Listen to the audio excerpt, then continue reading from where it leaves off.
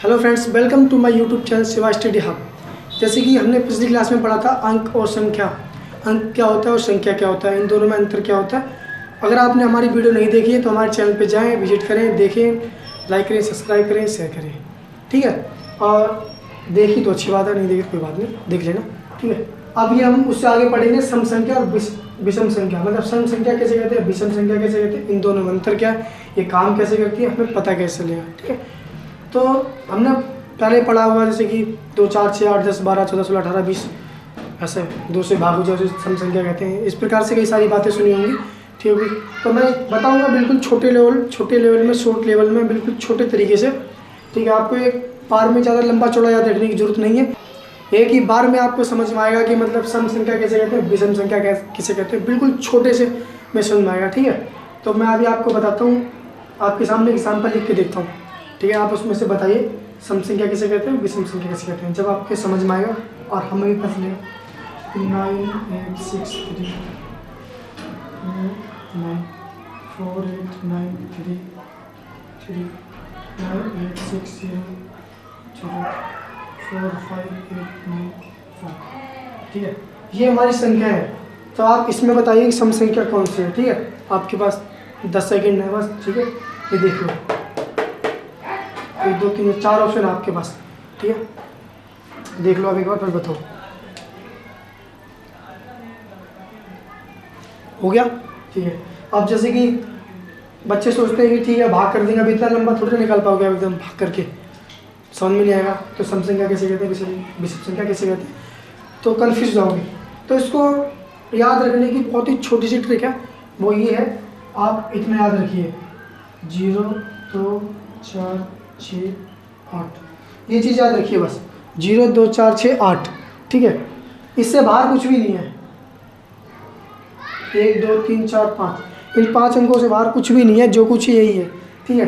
0, 2, 4, 6, 8, अब ये समझ रहे हो मैंने क्या लिख दिया, ठीक है। तो मैंने ये लिख दिया कि 0, 2, 4, 6, 8, ये अंक जिस संख्या के लास्ट में लगे हों वो सम संख्या है, ठीक है। अब देखो 9 तो इसमें है नहीं, 3 तो इसमें है नहीं, 0 इसमें है, 5 इसमें नहीं, तो हमारी जो सम संख्या है वो हमारी ये वाली है बस, ठीक है। 2, 4, 6, 8, आपको ये बस याद रखनी है कि जिस संख्या के पीछे 2, 4, 6, 8 लगा हो वो आंख बंद करके मतलब आप टिक कर दो, गलत हो ही नहीं सकता। ये हमारी सम संख्या 2, 0, 2, 4, 6, 8 ये है। तो इसी प्रकार से मैं आपको और एग्जांपल देता हूँ। 9, 8, 9, 3, 4, 8, राइटिंग थोड़ी खतरनाक है मेरी, उस पर ध्यान मत देना। 9, 8, 9, 9, 5, 4, 6, 6, 3, 9, 8, 2, 6। अब इनमें से बताओ सम संख्या कौन सी है, ठीक है। 5 सेकेंड आपके पास, देख लो। हाँ बिल्कुल ठीक है, ये हमारी 2 है सम संख्या, क्योंकि लास्ट में 6, 6 आ रहा है और ये दोनों नहीं है, 3, 9 इसमें नहीं है, तो मतलब नहीं है। ये थी हमारी सिर्फ सम संख्या, इससे बाहर कुछ भी नहीं है। सम संख्या को याद रखना इतना ही है बस, गुणा भाग सब कुछ भूल जाओ जो भी आपने अभी तक देखा, सब इतना याद रखो। 2, 4, 6, 8 जिस संख्या के लास्ट में ये आ गया वो सम संख्या है बस, गलत हो ही नहीं सकती किसी भी कीमत। ये हमारी सम संख्या है, ठीक है। अब हम देखेंगे विषम संख्या क्या है। विषम संख्या आप देख लो, 8, 9, 3, 1, 6, 2, 4, 8, 2, 3, 1, ठीक है। अब इसमें से बताओ विषम संख्या कौन सी है,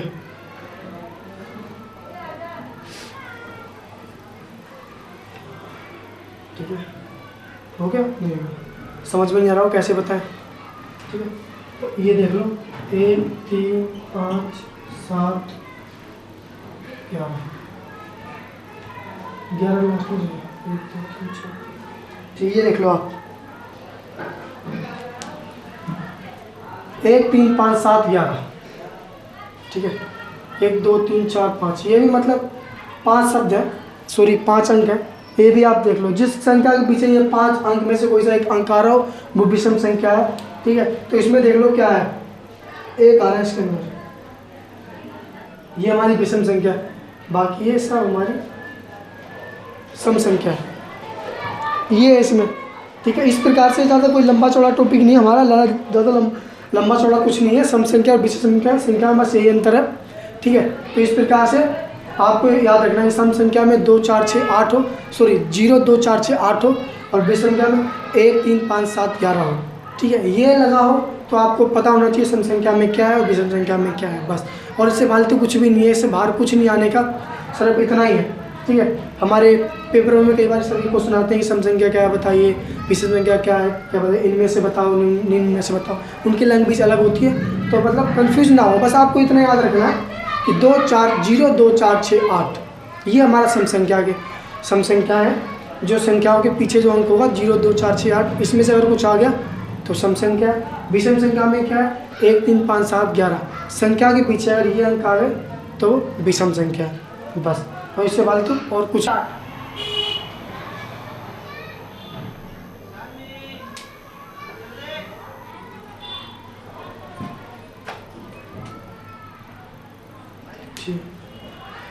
अब हम देखेंगे भाज्य संख्या और अभाज्य संख्या। ठीक है, भाज्य संख्या में क्या होता है, वह संख्या जो खुद से कटे और किसी अन्य से भी कटे, वह हमारी भाज्य संख्या होती है।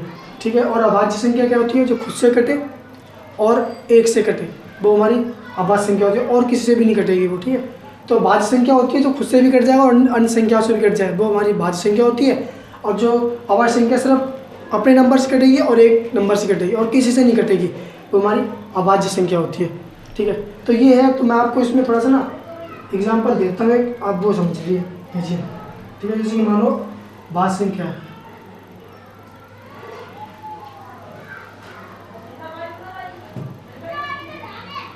दो 8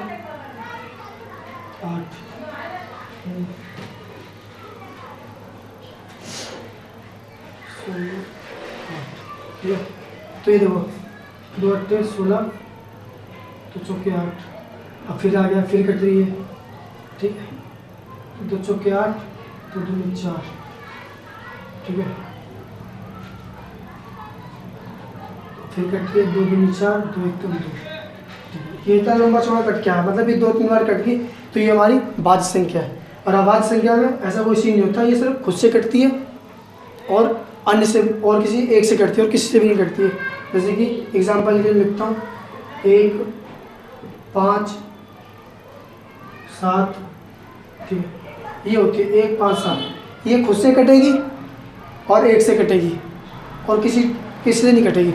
5 किसी टेबल में आ नहीं सकता, सिर्फ 5 में ही आएगा और एक से कट जाएगा। 7 किसी टेबल में आएगा नहीं, एक से आएगा और 7 में आएगा। इसी प्रकार ये कटेगी। तो ठीक है, तो आप 11 कह लो, इस प्रकार होता जाएगा।